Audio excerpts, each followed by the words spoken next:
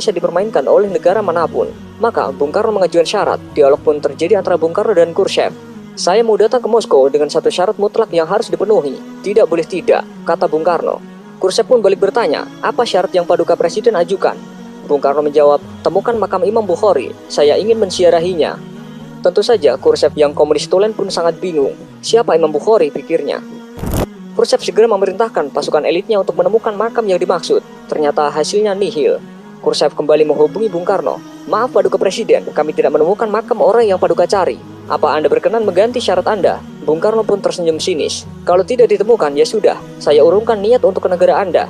Mendengar pernyataan Bung Karno, sontak membuat kuping Khrushchev panas memerah. Kalimat singkat Bung Karno ini membuat Khrushchev kecewa. Khrushchev kembali memerintahkan orang nomor satunya untuk memecahkan masalah ini. Akhirnya, setelah melalui penelusuran yang teliti, serta mengumpulkan informasi dari orang-orang tua muslim di sekitar Samarkand, akhirnya makam imam besar kelahiran kota Bukhara tahun 810 Masehi itu ditemukan. Imam Bukhari yang memiliki jasa begitu besar bagi agama dan umat muslim itu dimakamkan di Samarkand pada tahun 870 Masehi.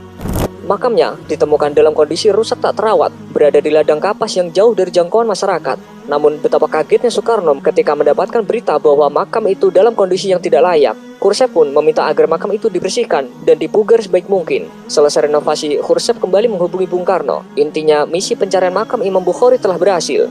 Sambil tersenyum, Bung Karno mengatakan, baik, saya akan datang ke negara Anda.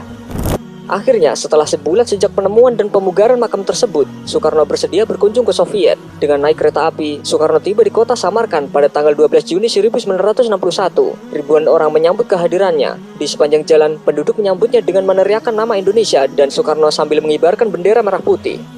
Sehari sebelumnya, puluhan ribu orang juga menyambut kehadiran pemimpin besar revolusi Indonesia ini di kota Tashkent, ibu kota Uzbekistan. Indonesia adalah satu-satunya negara yang hingga kini sangat dihormati oleh penduduk Uzbekistan dan Samarkand khususnya. Sejak Bung Karno tiba pada malam hari, beliau langsung membaca Al-Quran sampai pagi hingga beliau tidak tidur. Saat ditemukan makam dalam kondisi tidak terurus, Soekarno meminta pemerintah Uni Soviet agar segera memperbaikinya. Ia bahkan sempat menawarkan agar makam dipindahkan ke Indonesia apabila Uni Soviet tidak mampu merawat dan menjaga makam tersebut. Dengan emas seberat makam Imam Bukhari akan diberikan sebagai gantinya. Versi lain yang berkembang di Uzbekistan menyebutkan berkat Soekarno, makam Imam Bukhari dipugar besar-besaran. Dulunya makam itu tidak terlihat kemegahannya, tetapi jelang ziarah Soekarno, makam dibersihkan dan direnovasi hingga tampak megah. Sejak saat itu, pihak Barat pun menilai kunjungan Soekarno ke Moskow tak hanya untuk urusan politik, melainkan juga ziarah. Dan hal ini juga menunjukkan kepada mata dunia bahwa Indonesia tidak bisa diatur.